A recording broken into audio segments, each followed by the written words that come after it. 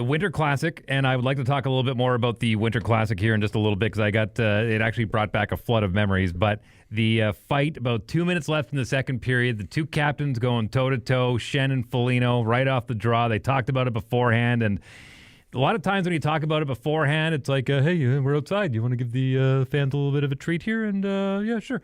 They didn't pull anything back. Foligno was gritting his teeth the whole time, and they threw a few good ones in there. I was happy to see the boys go at it in the outdoor game. Dude, Nick Foligno, that dude is literally harder than a left-hand turn in downtown Winnipeg during rush hour between 3 and 5 p.m. fella. But man, that was I like that fight. Right off the face-off, we're ready for the draw. The second that puck drops, we're going. And he just went to gun, tried speed gunning Shen. Good defense. And the captain's going at it. You got to respect it. I like that a lot. You don't see a lot of that in the Winter Classic. Actually, I think the last Winter Classic fight was the nail gun. Dan Carcillo and the Philadelphia Flyers against the Chicago Blackhawks. Or was it the Hawks? No, it was the Bruins in 2010. Feels like Chicago's played in 3,000 of them, but somebody fact check down there. I think you're pretty accurate on that one. I love the outdoor game. I would rather see it on January 1st rather than January 31st, just because I think it's a nice little hey, laying around after a party last night. Let's throw some hockey on, watch the boys play outside. I think it's better suited on Jan 1, but whatever. I'm not the schedule maker. Maybe Wrigley was booked on January 1st. Who knows? But you got a better deal going New Year's Eve than a New Year's Day. Yeah, exactly. It brought back a lot of memories watching the guys go up and down the stairs of the dugout when they were coming out from the clubhouse up to the playing field, and they got a long walk to go to get all the way out there.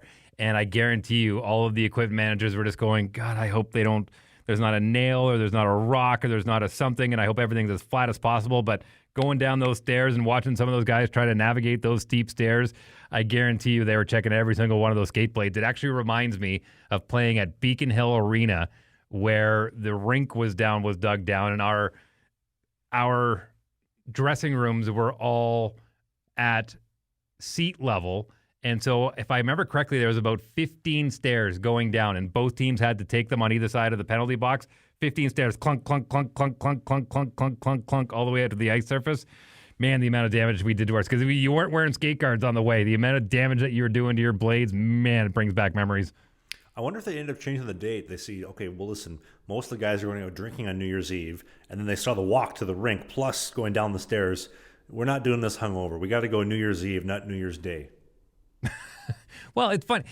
It brings me into a sports opinion that I had written a couple of weeks ago about how essential is it that you have to play on Christmas Day. And the NHL hasn't done that since 1971, for the record.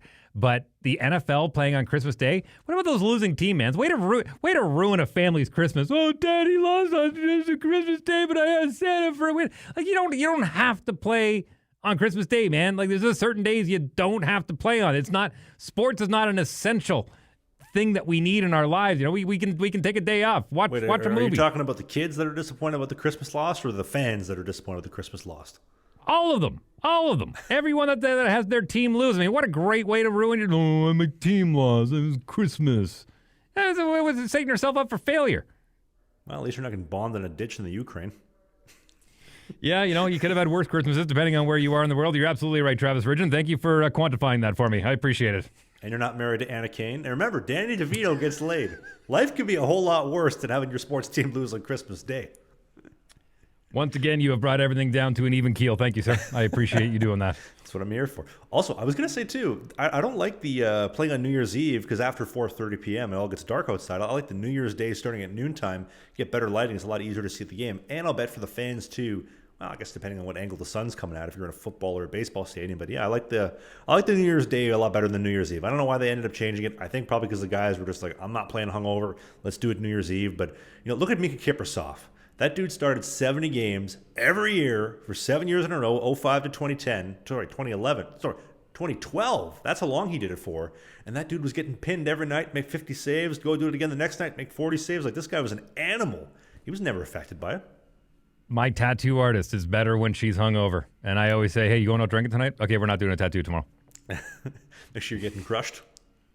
She has steadier hands when she's hungover the next day. She's not as jittery. But look, yeah, Theo Fleury did it for a handful of years. There's a bunch of players that have done it for a handful of years where they're able to operate at a level like that, but not your average person. And I'll be honest with you, I don't think it's even that big of a deal. I don't think it's even I want to go out drinking on New Year's Eve, because I would say the percentage of drinkers compared to non-drinkers in the NHL has changed drastically from even over the past 20 years. A lot of these new players coming up, they treat their body like a temple, and maybe the odd beer here or there, but there's no late nights out. And we've talked about it before. Most of them are more interested in playing, online video games until the wee hours of the morning. That's the bigger concern than rather being down at the hotel bar. Well, you're 100% right, but also Mickey Kiprusoff did a lot more than what Ian White did after drinking. I mean, like Kiprusoff, you had no idea that he was a party animal, and most of the other guys, Ian included, struggled when they would drink. But I don't know if there's a single player that I can think of off the top of my head that went and had as good of a time and enjoyed himself as much as Mickey Kiprusoff, but was a Vezina runner every single year, was dominant, kept them in games, won them playoff games. Like I don't think we'll ever see another player like Kiprusoff. And like if you wanted to build the textbook goalie of the mid-2000s, early 2010s, like Mickey Kiprusoff was your guy. Technical, athletic, explosive. He never, what we call, is wearing the score. So like if I'm down 7-1 and my body language is I'm small, my shoulders are deflated, basically being a Stuart Skinner. With Kiprusoff, you looked at the way he's playing, his body language, you had no idea if it was 1-0 or 7-0. You had no clue. And he was elite at that. I don't know if we'll ever see another Kiprusoff again. By the way, the Canadian Cup drought, I do think it ended in 2004 because the Flames should have won on that overtime goal. Javi Balloon was great. Kiprusoff was better. Yeah, we had a couple chances at it there. Edmonton Oilers going to the finals as well. Calgary Flames going to the finals. Montreal Canadiens going to the finals. I think this year Canucks might be too, the when they burn the city down. Yeah, Don't forget about that. Canucks going to the finals as well. I think the Winnipeg Jets, I think they have their turn coming up here. Hopefully this calendar year. If the Jets go to the Cup final and they lose, do you think the city will burn down? Nah. I think they'll probably just go to the bus shelters and smash a bunch of those. Well, they're not putting glass in the bus shelters anymore. Actually, I think they're doing smash-proof glass now too. So I think they're going to put them. They'll put them up just so they can get smashed to make people feel better. Give them something to write about. Our team lost in the Cup final. Yeah, exactly. It's not like they're going to dig up the roads. Potholes are like, oh, somebody already got to this before we did. Leave the roads. They're already crap. Oh, the city already ruined the city. Don't worry about it. Oh, man. But the cut of the week, as always, is brought to you by Brisket Jerky USA. If you're in the market for some great beef jerky, some great road trip snacks, they're incredible white chocolate espresso popcorn, the trail mix, go to the link in the video description at brisketjerkyusa.com. Use the code BISKIT, B-I-Z-K-I-T, for 10% off. Man, what are you waiting for? Everybody loves beef jerky. I do too. Dave does. Go get some today. Thanks to them for sponsoring this segment of the show. Hey, more hockey content. It's might be old, it might be new, it might be a full episode, it might be a half episode, but you can click these boxes because who doesn't like clicking boxes?